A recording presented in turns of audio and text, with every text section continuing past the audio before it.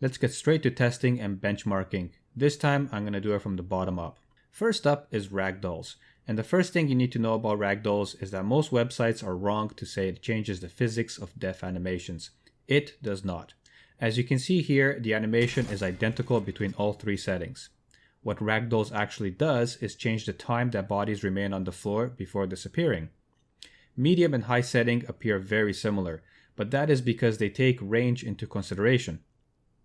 Taking a look at the average FPS, we notice no performance impact at all between the three settings. Thus, we will recommend the setting of high for Ragdolls since it has no performance impact. Next up, we have impact marks. Impact marks is the bullet marks left on various surfaces.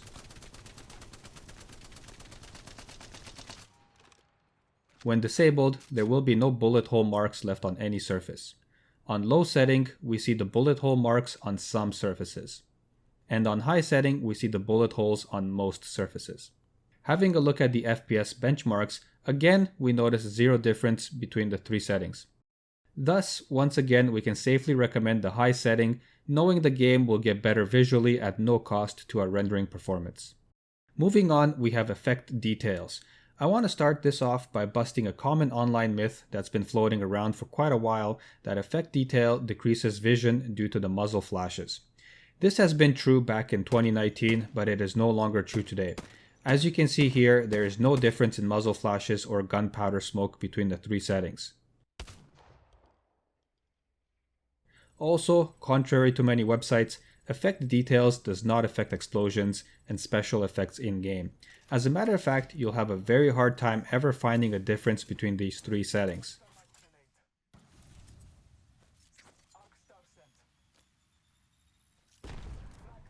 The ground texture you notice here from the thermal dynamite is one of the very few rare differences that effect detail actually adds to the game. None of the other explosions and special effects you just saw had any visual difference. Looking at the grenade explosion in slow-mo, we see that the effect details has no effect. More importantly, if we look up at the benchmarks, we notice no significant impact on our frame rates either. So we can once again comfortably set effect details to high, knowing we are losing no performance while gaining a few small visual improvements. Up next, we have model detail. First off, the setting has no bearing on character legend models, as you can see here. What is noticeable here is a gradual FPS drop from low to high. So what does model detail actually do? Well, it changes the textures on some random objects. The higher you set it, the further the distance at which they will use this improved textures. Looking at low to medium, you'll notice the pipe intersections here that the texture is changed. On high, it'll change the texture to an even further distance. However, I struggle to call this an improvement. However, other textures, such as these, do have a clear improvement. In this test, we notice right off the bat that medium setting reduces the distance at which some shadows are rendered, effectively making low look better than medium. If I point out these texture upgrades as we walk forward slowly, you will notice them.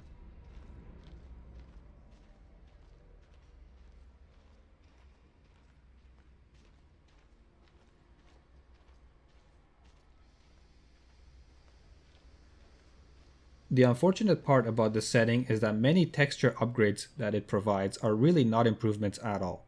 And to make matters worse, you won't even notice the vast majority of them. For example, the difference in this scene is very subtle. As a matter of fact, it's probably one of the most pointless texture upgrades you'll ever see. Looking at the 3% FPS drop from low to medium, followed by an additional 3% drop for high, makes it very hard to recommend this setting. As a result, we will recommend a setting of low here, while gaining 6% frame rate and losing some lackluster texture upgrades that we won't even notice. Next up, we have dynamic spot shadows, probably the simplest setting here, but also commonly a misunderstood setting due to its misleading name. As we see here, dynamic spot shadows has no effect on shadows in-game, not on character legends and not on objects either. As a matter of fact, this setting does absolutely nothing in-game, which is why when we take a look at the FPS, we notice no difference at all. So what does dynamic spot shadows do? Well, you might be disappointed to know that it only affects legends on the character selection screen. It makes those precious skins we collect look so much better by adding dynamic shadows to the characters.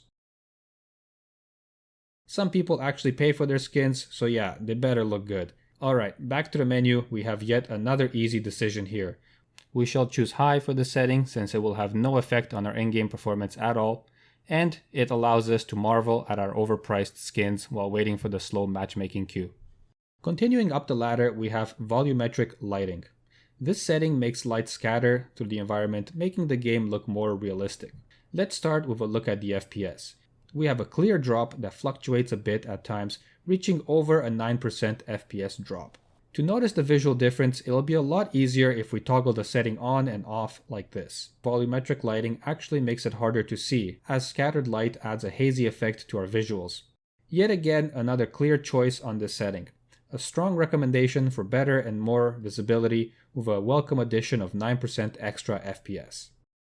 Moving on, we have spot shadow detail. Every online source I've checked has been wrong about this one. First off, spot shadow detail does not affect in-game character shadows. It also does not affect indoor lighting or shadows. But since many online sources say it does, let's take a look at several different indoor scenes with various light sources. Still, no difference. That's because spot shadow detail is very simple. It has no effect on in-game visuals at all, which is why we notice no FPS drop. What it does have an effect on is the character selection menus. Now I want to point out that the disabled setting here is actually the same as disabling dynamic spot shadows. However, unlike dynamic spot shadows, this setting actually allows us to pick the quality of these shadows. In any case, we shall set this one to high because it will have no impact on our in-game frames. Up next, sun shadow detail. This setting does two things. It sharpens the edges of shadows, such as this one, and it adds shadows to some objects that would otherwise not have shadows, such as this tree. Here we notice the difference in sharpening of the shadows under the stairs, on the pipeline, and on this ramp. Looking at the benchmark results, it's quite impressive that such an improvement can come at the cost of only 3% FPS. As such, I'm going to recommend setting this one to high, since we get a nice visual upgrade for only a 3% drop. However, if you could really use the extra FPS, or if you prefer those extra shadows missing to be able to spot enemies easier for competitive play, then this would be a good one to set to low. Up next, yet another shadow setting, sun shadow coverage. This setting changes the distance at which some objects have shadows. It's actually quite hard to notice. For example, in this scene, we can see a shadow on high here, and here. In this scene, we notice the same thing. Very few and very subtle shadows become visible at a distance, such as this tree here, and a faint shadow here. For the sake of being thorough, I should mention that this setting also adds a shadow to your hands, which you wouldn't even notice unless you're using a P2020 or a wingman. The cost of these tiny shadow upgrades comes at a cost that ranges from a 1 to 3% frame rate drop. I'm recommending setting this one to low since 3% more FPS is substantial. These shadows are just too subtle to be noticed. Moving on to ambient occlusion quality, we can breathe a sigh of relief that we are done with settings named shadow. So what does ambient occlusion do? Well, for one, it makes shadows darker when not disabled. This darker shadow effect also applies to the shadows of in-game character legends. In this scene, we notice the same darkening of shadows, and we also notice some small objects receive shadows. The low, medium, and high setting simply changes the way this new shadow is rendered. Looking at the average FPS, you might be shocked to see a drop approaching 20% from disabled to high. This is the single most massive performance killing setting right here. Although I understand if you want to use low for those few inconspicuous shadows, I'm going to have to recommend disabled here, since 9 to 10% FPS is just way much to pass up. Moving on, I promise we are done with shadows. Texture filtering. is the steepness of angle and distance at which ground textures are rendered to full resolution. To simplify that definition, it means in a scenario like this is how far the ground texture is fully rendered for each setting. The FPS drop is a gradual drop from bilinear to anisotropic 16x, costing us 7% of our frame rate. It's only ground textures and you won't notice it unless specifically paying attention. My recommendation here will be a 4x because at 4x you stop noticing ground textures loading in as you walk around. Texture streaming budget. This is certainly the most complex setting here. Let's begin by correcting a misconception since many sources say this setting is just texture resolution. It's not, because there are only two sets of textures for the game, low res and high res. When set to none, all textures will be rendered to low res. When we select very low, textures will start rendering at high res. The next settings from very low to insane let us decide how many high res textures will be preloaded into our video RAM for quick rendering access. Choosing a setting that is too high for your hardware will still work, but it will cause the video RAM to fill up completely, at which point it will spill over and use your system RAM, known as DDR/SD RAM. And if that fills up, it will be forced to load the textures from a virtual RAM, which is a file on your hard drive called page file. Video RAM is by far the fastest of these three types of RAM, so it is important we choose a setting that does not fill it up. So let's start with a benchmark where VRAM is not exceeded. As you can see, the FPS is not affected significantly. Even when we run around so textures are slowly loaded and discarded from the VRAM, we still notice no significant FPS differences. What we need in order to choose the right setting here is to know the maximum VRAM used in each setting. This is much easier said than done because data loaded from your previous match remains in your VRAM. To make this even more difficult to calculate, other programs you have running also use VRAM. For example, Discord will take 50 to 100 megabytes of VRAM. Total VRAM used will also be affected by the map you're playing on, how many Apex matches you've played, the native resolution you play at, the graphics settings you use, the amount of monitors you have, etc. Due to the variations between everyone's computer and software, I'm going to skip the boring math here and just give you my recommended setting to choose based on how much RAM your video card has, while leaving plenty of room for the variations between people's computers. So these recommendations will work very well for everyone. Now if, for example, you have 8 GB of VRAM, you would select the high option. Keep in mind, I do update my setting recommendations to make corrections and keep up with game updates, so check the video description for any updates. If you are not sure how much video RAM your system has, you can easily check by going to the Start menu and typing in Task Manager.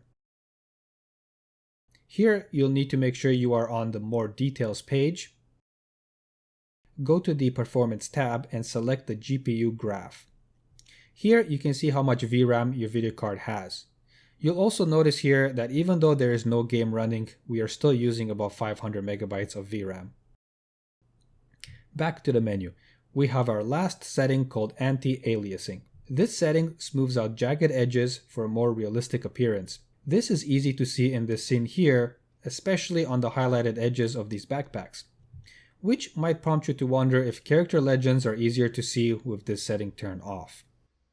I don't see much of a difference at close range or long distance, but you be the judge. Now, where TSAA really shines is during gameplay motion. In this scene here, you will notice the jagged edges flickering during motion. TSAA almost completely eliminates this flickering. This makes the game look a lot less distracting to the eyes and more realistic. Fortunately, Apex Legends has done a phenomenal job of implementing TSAA with such a low impact to our FPS. We notice an FPS drop that ranges from 1 to 4% depending on the scene. I love settings like this where we gain a huge visual improvement for a very tiny performance hit. So we will gladly recommend setting this one to TSAA. I would really appreciate a thumbs up if this video helped you. But if you subscribe or share this video, that would be amazing and it would help me to continue making videos for other games. Thank you so much and happy fragging.